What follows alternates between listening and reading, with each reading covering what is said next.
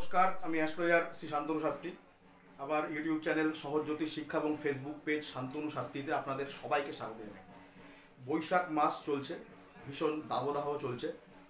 বৈশাখ মাস কিন্তু ভগবান শিবের ভীষণ একটি প্রিয় মাস।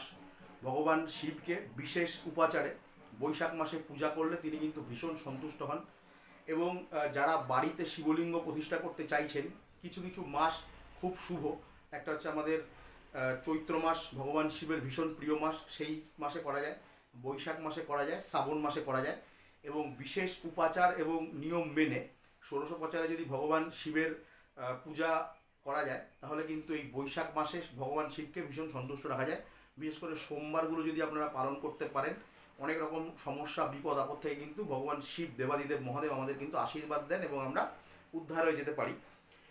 আপনারা এই বৈশাখ মাসে বাড়িতে প্রতিষ্ঠা করতে পারেন খুব সুন্দর একটি ভীষণ প্রয়োজনীয় জিনিস। সেটা হচ্ছে দেখুন, পারদ শিবলিঙ্গ।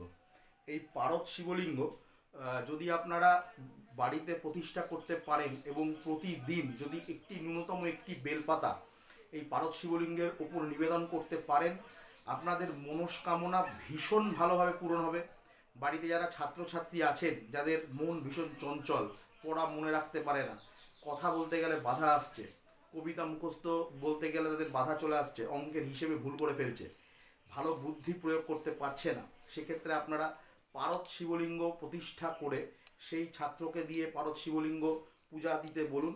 ভীষণ ভালো ফল সেই শিশু পাবে এবং অনেক দিক থেকে বাধা বিঘ্নতার চলে যাবে। পারদ শিবলিঙ্গ কিন্তু ভীষণ শুভ একটি জিনিস।